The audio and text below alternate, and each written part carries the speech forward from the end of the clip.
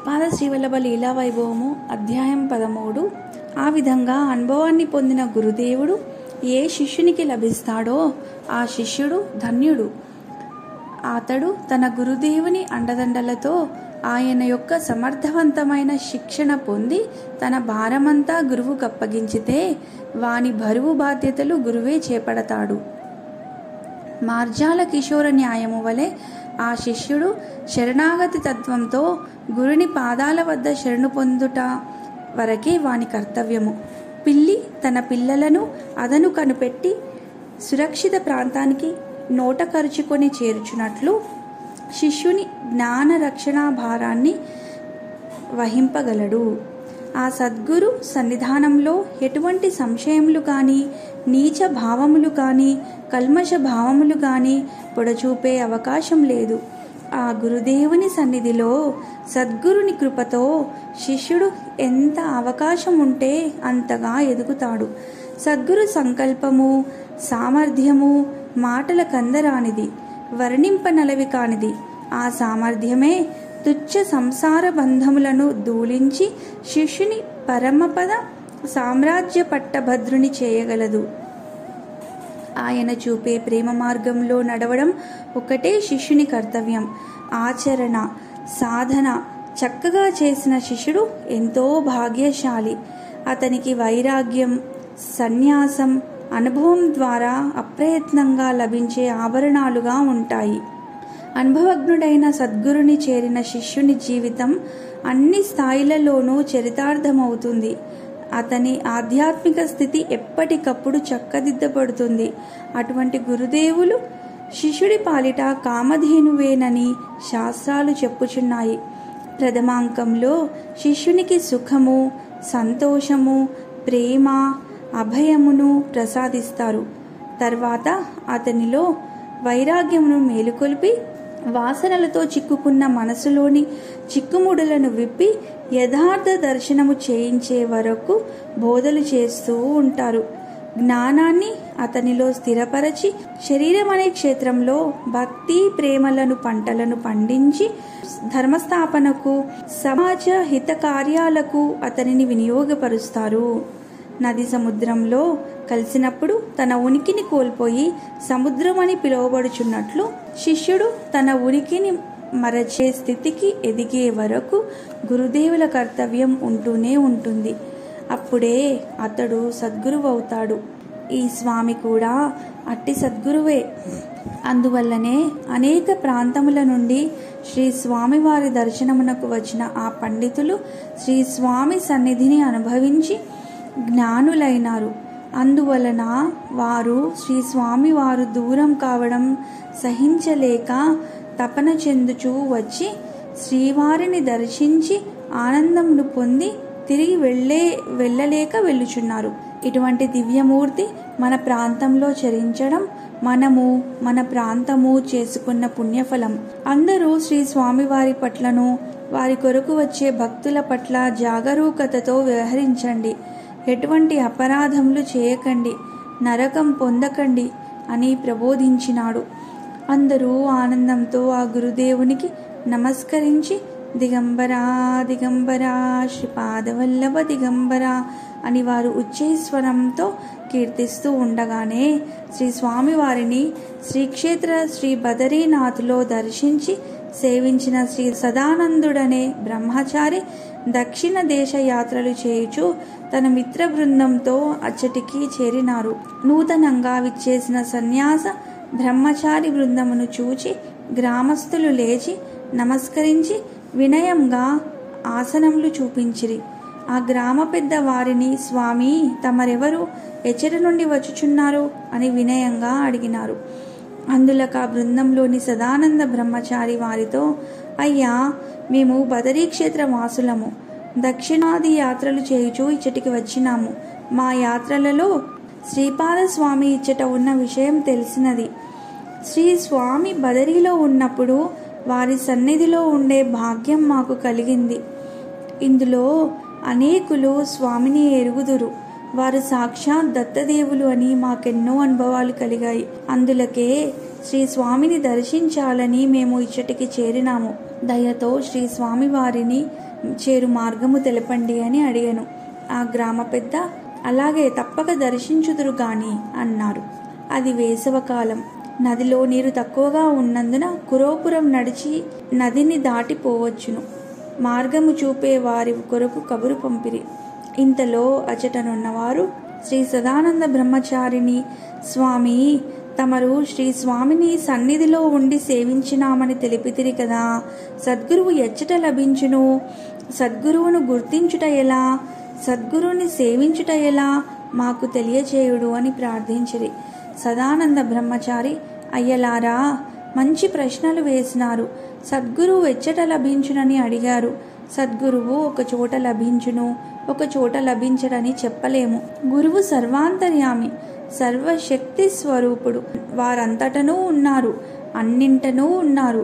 వారు తమను తాము ఈ జగత్తుకు ఏనాడో దత్తం చేసుకున్నారు. శిష్యుడు కూడా శ్రద్ధ చేత, ఓర్పు చేత, నిరంతర అన్వేషణ చేత, మనోవాకాయ కర్మల చేత తనను గురువుకు దత్తం చేసుకున్నప్పుడు శిష్యుని సాధన, అతని పుణ్యఫలం పరిపక్వమైనప్పుడు వారు లభించగలరు. దానికి ఒక నిశ్చితమైన స్థలం లేదు. అది ఎచ్చటైనా జరగవచ్చును, ఎప్పుడైనా జరగవచ్చును. ఆర్యులారా, వారిని గుర్తించుట ఎట్లు అడిగినారు. సాధనలోనూ ఇహపరమైన జీవితంలోనూ ఎన్నో ఆలోచనలతోనున్న మనోవృత్తులన్నీయూ ఏ సత్పురుషుని సందర్శనం చేత శాంతి నొంది చిత్తము నిర్మలమగునో, విషయేచ్ఛ తొలగిపోవునో, అంతఃశుద్ధి ఏర్పడునో, పరిశుద్ధమైన శీలం అలవడునో, పరమ సత్యమైన ఈశ్వరతత్వం గ్రాహ్యమగునో అదే గురుస్థానంగా గ్రహించాలి. అచ్చటనే వారి సన్నిధిలోనే సాధకునకు ముముక్షత్వం లభిస్తుంది. ఈ విధంగా లభించిన గురువును సేవించుటెట్లు అను దానికి సమాధానంగా తత్వదర్శి యోగి అయిన గురువును ఎవరు శ్రద్ధతోనూ వినయంతోనూ తదేక నిష్ఠతో పట్టుదలతో ఏకాగ్రతతో మనోవాకాయ కర్మలతో సేవించుచు ఇంద్రియ నిగ్రహం పాటించెదరో వారికి గురువనుగ్రహము కలుగును. శ్రద్ధారాహితునికి, సంశయ చిత్తునికి గురువు అనుగ్రహం కలగదు. అంతేకాక ఈర్ష్య, అసూయ, ద్వేషం కలవారికి గురుదర్శనమే దుర్లభం. ద్వేషం అనగా ద్వి ప్లస్ విషయం. విషం భౌతిక శరీరాన్ని మాత్రమే నష్టపరుస్తుంది. ద్వేషం అనగా రెండింతల విషం కావున అది 2 రకాల నష్టాన్ని కలిగిస్తుంది. ఆధ్యాత్మిక జీవితాన్ని నష్టపరిచి జీవ శరీరాన్ని కూడా చంపివేస్తుంది.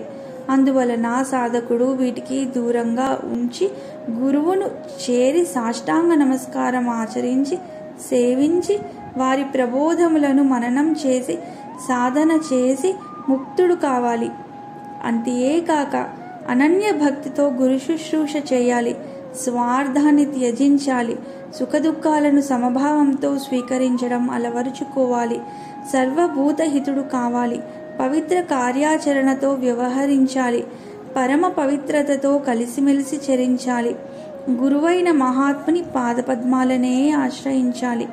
నేను, నాది అనే భావం త్యజించి సర్వము గురువునకు సమర్పించి త్యాగంతో, మౌనవ్రతంతో, పరమగురునిపై పరిపూర్ణ విశ్వాసంతో, సహనంతో ఆయనను పూజించి ఆత్మజ్ఞానం పొందాలి. ఇట్లు ఆత్మజ్ఞానం పొందిన వారికి అసాధ్యమన్నది ఏదీ లేదు. వారు మృత్యువును కూడా జయింపగలరు, మోక్షాన్ని పొందగలరు. ఈ విధంగా సేవించిన ఎందరో మహానుభావులు మనకు మార్గదర్శకులైనారు. వారు అవతార పురుషులై కూడా ఈ మార్గాన్నే ఎంచుకున్నారు. వశిష్ఠుని శ్రీరాముడు, సాందీపమునిని శ్రీకృష్ణుడు, ఆదిశంకరాచార్యులను పద్మపాదుడు మున్నగువారు గురువులుగా సేవించియే మార్గదర్శకులైనారు అని వివరించిరి. తదుపరి నదిని దాటించేవారు రాగా వారి ఆసరాతో కృష్ణానదిని దాటి అందరూ కురోపురం చేరుకున్నారు. వారందరూ ఆనాటి సాయంకాలం కృష్ణానదిలో స్నానమాచరించి సంధ్యావందనాధికములు నిర్వర్తించుకున్నారు. కురోపురంలో శ్రీపాద స్వామి వారుండు ప్రదేశమునకు పోయి వారిని సందర్శించి అందరూ సాష్టాంగ నమస్కారములు చేసినారు. శ్రీపాద స్వామి వారు సదానంద బ్రహ్మచారిని మరియు వచ్చిన వారిలో పాత భక్తులను కొందరిని ప్రసన్న దృక్కులతో చిరునవ్వులతో పలకరించారు. సదానందులు అందరినీ శ్రీస్వామికి పరిచయం చేసి తర్వాత శ్రీస్వామి వారిని ఇట్లు స్తుతించారు. దేవాదిదేవ సద్గురుమౌళి, మీ లీలలు అనంతములు. బ్రహ్మ విష్ణు మహేశ్వర అను నామరూపాలతో సృష్టి స్థితి లయాలు చేస్తూ వాటికి అతీతంగా నీ స్వయం ప్రకాశ శక్తితో సకలము నిర్వహిస్తూ ఉంటావు. సకల కార్యకారణ స్వరూపుడవు, మహాకారణుడవు, విశ్వస్వరూపుడవు. శరీరం కంటే కరచరణములు వేరు కానట్లు ఈ విశ్వం కంటే నీవు అన్యము కాదు. మా దృష్టికి గోచరించే భూతజలమంతయు నీ రూపమే. ఓ సచ్చిదానందమూర్తి, నీ స్మరణయే మాకు తరుణోపాయమై మమ్మిక్కడకు తీసుకువచ్చినది. మాలో దక్షిణ దేశ యాత్ర సంకల్పం ఉద్భవించుటయు గోకర్ణ క్షేత్రము చేరుసరికి గోవింద భట్టు యొక్క ప్రబోధము మాకు మీ దర్శన భాగ్యము కలిగించినది. నిన్ను స్మరించుకొనుచు మార్గమంతయు ఎటువంటి శ్రమ ఆయాసము లేకుండా ఇచ్చటకు చేరుకొంటిమి.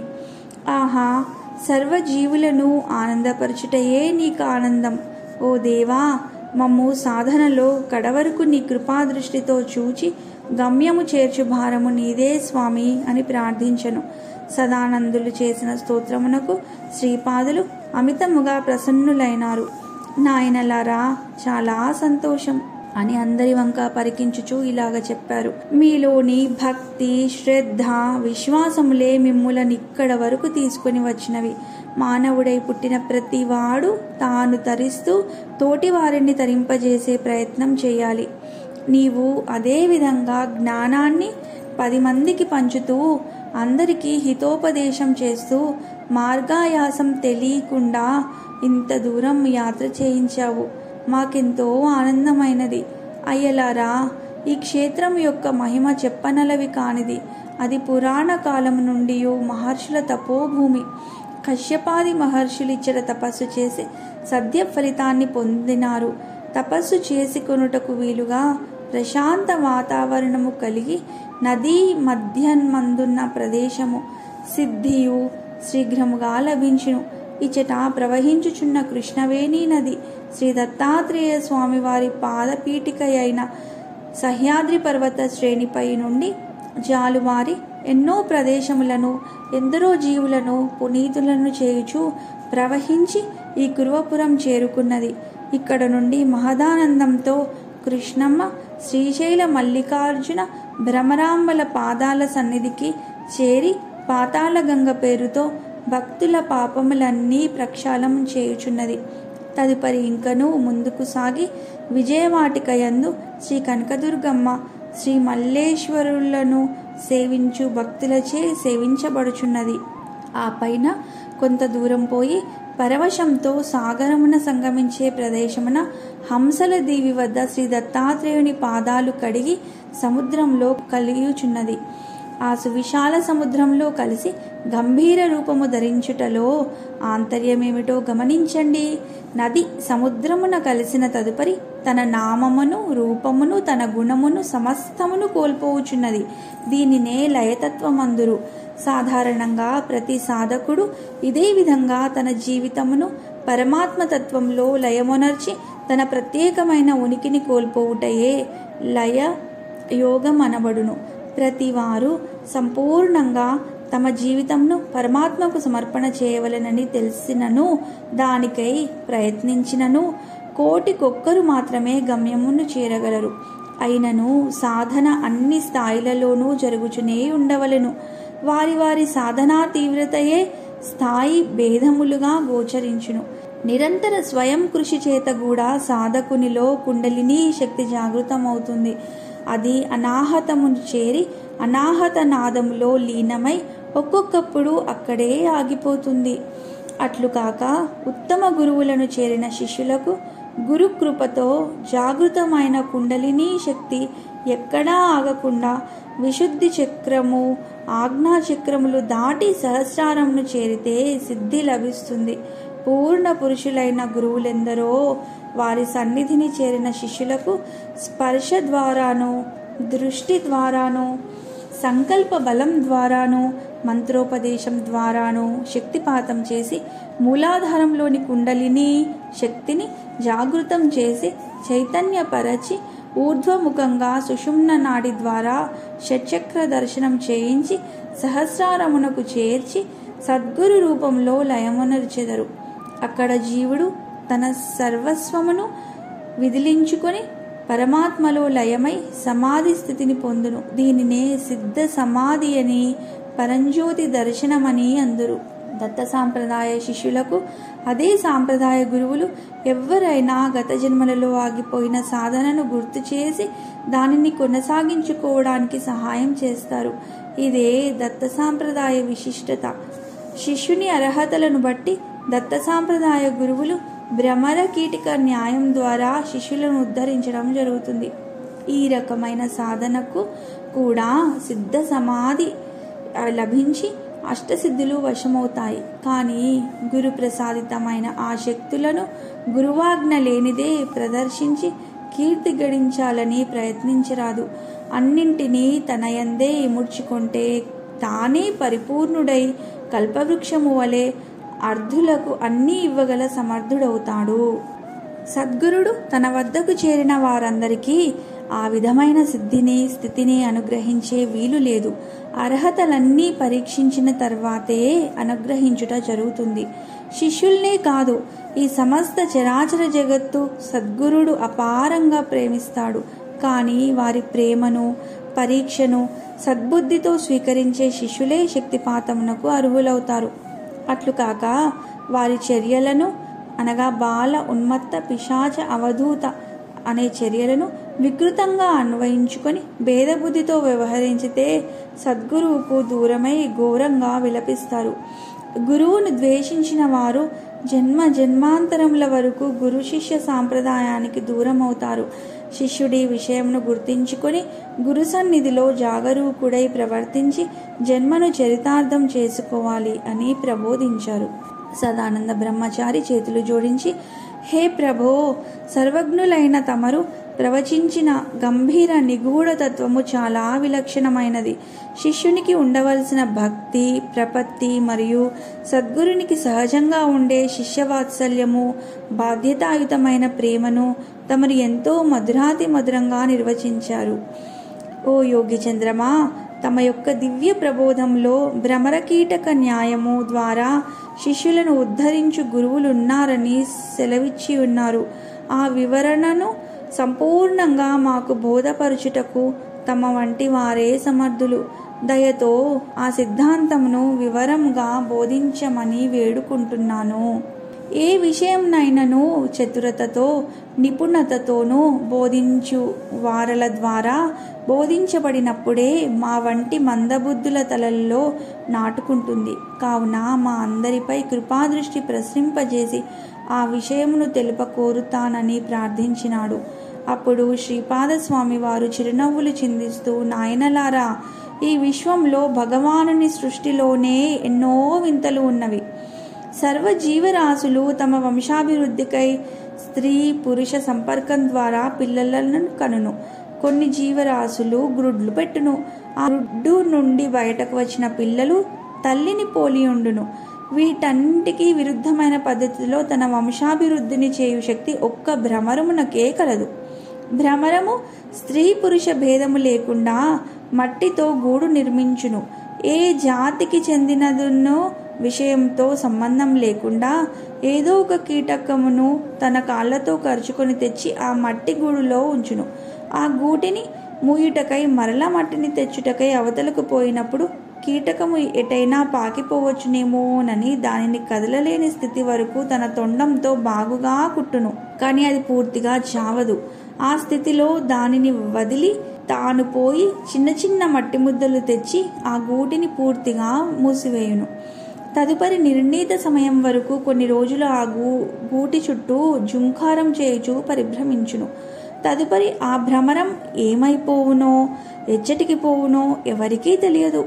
గూటిలో నించబడిన కీటకము తనను అంతగా కుట్టిన భ్రమరం యొక్క ధ్వనిని గుర్తు చేసుకొని అది ఎప్పుడు వచ్చునో ఎప్పుడు కుట్టునో నను భయముతో భ్రమరమునే ధ్యానించుచుండును. ఆ నిరంతర ధ్యానంతో తానే భ్రమరముగా మారును. ఆ కీటకమునకు భ్రమరము యొక్క రూపము, దాని వలనే శబ్దం చేయు శక్తి మొదలగునవన్నీ సంక్రమించును. తిరిగి తన వంశాభివృద్ధి నొనర్చుకున్నటకై ఈ పద్ధతిని పాటించు గుణము కూడా దానికి సంప్రాప్తించును. ఇది అందరి ఇండ్లలో కంటికెదురుగా కనబడుచుండు సృష్టి వైచిత్ర్యము. అందువలననే ఈ ఉదాహరణము నిచ్చుట పరిపాటి. ఇదే విధంగా సద్గురువు తన సాంప్రదాయమును కొనసాగించుటకు తాను వివాహమాడి వారసులను కనడు. జాతి, కుల, వయో, లింగ భేదము పాటింపక ఏ శిష్యుడినైనా వాని స్థూల సూక్ష్మాది దేహ సంబంధము నుండి విడిపించి తన కారుణ్యంతో వాడు జీవించి ఉండగానే జీవభావమును తొలగించి బ్రహ్మభావమును పొందులాగున అతనిని సిద్ధము చేయును. భ్రమరము తానుగా పోయి కీటకమును పట్టి తెచ్చును. కానీ సద్గురువు తన సంకల్ప బలంతో శిష్యుని తన వద్దకు ఆకర్షించుకొనును. శిష్యుడు తన, మన, ధన, ప్రాణములను సమర్పించుటకు సంసిద్ధత కలిగి ఉండుటయే అసలైన అర్హత. తత్వమసి అను విషయ వివరణము గురువు అనుభవపూర్వకంగా శిష్యునికి ప్రసాదించి ఉద్ధరించును. అనగా వానిని ఆ క్షణమునందే సంసార మహార్ణవము నుండి తీరమును చేర్చును. ఆ పైన మహదానందమునే అనుభవించును. అటువంటి గురువు బ్రహ్మ, విష్ణు, మహేశ్వరులను మించిన సాక్షాత్ పరబ్రహ్మయ్య ఉన్నాడు. తనకు కర్త, భర్త, హర్త గురువేనను విశ్వాసమే శిష్యునికి శ్రీరామ రక్ష. గురువే పరమగతి. అటువంటి గురువును పొందినవాడు నిరంతరము గురుసేవ చేయుట తప్ప వేరు పూజలు చేయవలసిన పని లేదు. ఎందుకనగా సకల దేవతల సమిష్టి రూపమే సద్గురువు. శిష్యునిలో ఇటువంటి పవిత్రమైన భావన పటిష్టంగా ఏర్పడాలంటే అతడు దివ్యానుభూతిని స్వయంగా పొందాలి. గురువు ఆదేశిస్తే ఏ పూజనైనా చేయవచ్చు, ఏ దేవతనైనా ఆరాధించవచ్చు. అట్టి ఎడ ఏమీ దోషం లేదు. అంతేకాక గురువు ఆజ్ఞ చేయబడు పూజలు సద్య ఫలితమును అతి శీఘ్రముగా కలిగించును అని తెలిపినారు. పరమానంద భరితుడైన సదానంద బ్రహ్మచారియు వారి మిత్ర బృందమును జయ ధ్వానములు చేసిరి. సదానందుడు లేచి నిలబడి నమస్కరించి, ఓ దేవదేవా, సద్గురు, నీ వాగామృతము గ్రోలి ధన్యులమైనాము. కర్మతంత్రం పట్ల అభిమానం గలవారు నీ అఖండ తత్వాన్ని గ్రహించలేరు. ఓ సచ్చిదానంద స్వరూప, నిష్కాముడవైన నిన్ను నిష్కాములైన వారే గుర్తించి నీ నిజతత్వమును గ్రహించి సేవించి తరించగలరు. నీ లీలలు వర్ణింపనాతరమా. దీనదయాలో ఎక్కడి బదరీ క్షేత్రము. ఓ శ్రీపాద శ్రీవల్లభ, నీవు అనంత ఘటనాఘటన సమర్థుడవు. నీవే మూలాధార క్షేత్ర నిలయుడవై సకల సంకల్పములు కలిగించు వాడవు. నీవే విఘ్నేశ్వరుడవు. సాధకుల సాధనలోని ఆటంకములను ధ్వంసం చేసి నిష్కంటకమైన బాట చూపే మార్గదర్శివి. నీవే సకల విద్యలకు నిలయుడవు. మాలోని సంకల్ప శక్తివి నీవే. కావుననే గోకర్ణ క్షేత్రము చేరుసరికి నీ నివాస స్థానము గోవిందభట్టు ద్వారా తెలియవచ్చినది. వారు మాకు మార్గనిర్దేశనం చేసి మా కోరిక నెరవేర్చారు. ఆహా, సర్వజీవుల ఆనందము నీవే. ఓ దేవా, మమ్ము కడవరకు నీ కృపా దృష్టితో చూచి గమ్యమును చేర్చమని ప్రార్థించిరి. శ్రీపాదస్వామి వారందరికీ తమ దివ్యాశిస్సులను అమృత దృక్కుల ద్వారా ప్రసాదించగా వారు ఆ రాత్రికి అచటనే విశ్రమించిరి. శ్రీపాదుల వారు వారికి జ్ఞాన ప్రబోధం చేసి తదుపరి తీర్థయాత్రలకై అనుమతి ప్రసాదించి పంపించినారు. పులులకు అభయము. ఒకసారి శ్రీపాదస్వామి దర్శనానికని రాయచూరు నుండి ఒక భక్తుడు ఒంటరిగానే వచ్చాడు. కురోపురం చేరేసరికి చీకటి పడింది. శ్రీ స్వామివారికి మొక్కాలని వేగిరపడుతూ వచ్చి చూడగా ధ్యానమగ్నులైన శ్రీ స్వామివారి ఎదుట 2 పెద్ద పులులు కూర్చుని ఉండుటను చూచాడు. భయంతో వణికిపోతూ నోట మాట రాక అట్లే నిలబడ్డాడు. శ్రీ స్వామివారు ధ్యానం విరమించి, మిత్రులారా, పాపం నా భక్తుడొకడు మిమ్ములను చూచి భయపడ్డాడు. ఇక మీరు వచ్చిన పని అయినది. ఇక సెలవు తీసుకోండని వారిని పంపివేశారు. తర్వాత ఆ భక్తుడు స్వామి మాటలు చెవిన సోకి దగ్గరికెళ్ళి భయంగా నమస్కరిస్తూ ఉంటే, లక్ష్మీ నరసయ్య, ఎందుకు భయపడ్డావు అని అతనిని పేరుతో సంబోధించేసరికి అతని ఆశ్చర్యం రెండింతలైంది. అవాక్కైనాడు. ఏమి పని మీద వచ్చావు? అని శ్రీ స్వామివారు ప్రశ్నిస్తే అతను కొంత తడువునకు తేరుకొని తనకు సంతానం లేదని, తమ అనుగ్రహం ఉంటే సంతానం కలుగుతుందని ఆశించి వచ్చానని సమాధానం చెప్పారు. ఈ రాత్రికి ఉండి రేపు ఉదయాన్నే వెళ్ళేటప్పుడు ఈ కృష్ణానదిలోని నీరు నీ వద్దనున్న మట్టి ముంత నిండా ఇక్కడి నుండే తీసుకుపోయి నీ భార్యకిచ్చి త్రాగించు, సంతానం కలుగుతుందని దీవించారు. అతడు అట్లే చేసెను. తర్వాత సంవత్సరానికి ఆ దంపతులు కవల పిల్లలతో వచ్చి శ్రీ స్వామికి నమస్కరించారు. శ్రీ స్వామివారు అప్పుడు ఆ పిల్లలకు పెద్ద పులిరాజు, చిన్న పులిరాజు అని నామకరణం చేయమన్నారు. అందులకతడు భయంతో కంపించుతున్నాడు. అతని మనోభావంను గ్రహించి శ్రీ స్వామివారు ఇలా చెప్పారు: నీవు వచ్చిన రోజున 2 పులులను దర్శించావుగా, అవి వాటి జన్మల నుండి విడుదల కోరి వచ్చాయి. వాటినే నీ గర్భంలో పుట్టేటట్టు ఆశీర్వదించానని చెప్పారు. అచట ఉండి ఆ వార్త విన్న వారంతా ఆశ్చర్యపోయారు. అతను కూడా భయపడుచుండగా శ్రీ స్వామివారు, భయపడకు లక్ష్మీ నరసయ్య, ఆ పులులు వాటి స్వభావమును నా దర్శనంతో వదిలివేశాయి. నీ కడుపున పుట్టిన కుమారులు ఉత్తమోత్తములుగా ఉంటారు అని ఆశీర్వదించి తిరిగి వారలకు నరహరి అని, నరసింహ అని నామకరణములు చేయగా ఆ దంపతులు ఆనందంతో ఉప్పొంగిపోయారు. గురుకృప. శ్రీ స్వామి విఠల్ బాబా వారి ముఖతః ఈ లీలలు విని అందరము ఆనంద తన్మయులైనాము. నిజంగా శ్రీపాదస్వామి వారి దివ్య శక్తి ప్రదానంతోనే కదా ఆంజనేయశర్మలో సకల విద్యలు జాగృతమైనాయి. అప్పటి వరకు ఎన్నో అవమానములను భరించాడు. అలా నిందలు, అవమానాలు సహించే వారి ఎడ గురుకృప మరింత అధికమవుతుంది. మహాత్ముల దివ్య శక్తి ప్రసారం ఏ మేరకు ఎవరికి అవసరమో ఆ మేరకే వినియోగించబడుతుంది. పిడుగుకు బియ్యానికి ఒకటే మంత్రమని భ్రమపడుట మన అవివేకం. సద్గురుని వాక్కు, స్పర్శ, దృష్టి, సంకల్పం ఏ విధంగానైనా శక్తి ప్రదానం చేయవచ్చును. ఒక్కొక్కప్పుడు ఒక్కొక్క వ్యక్తిని ఒక్కొక్క తీరుగా గురువులు అనుగ్రహిస్తారు. ఒకదానికొకదానికి పోలిక ఉండదని తెలుసుకోవాలి. వారు ఇవ్వదలిచిన అనుగ్రహాన్ని మనం పుచ్చుకోవడానికి సంసిద్ధంగా ఉండాలి, కానీ కోరరాదు. ఇదే గురుతత్వంలోని రహస్యం. తర్వాత అందరం జయము జయము శ్రీపాద శ్రీవల్లభ స్వామి వారికి అని జయనాదములు చేసి విఠల్ బాబా వారికి నమస్కరించితిమి. ఇది శ్రీపాద శ్రీవల్లభ లీలా వైభవము 13వ అధ్యాయం సమాప్తం.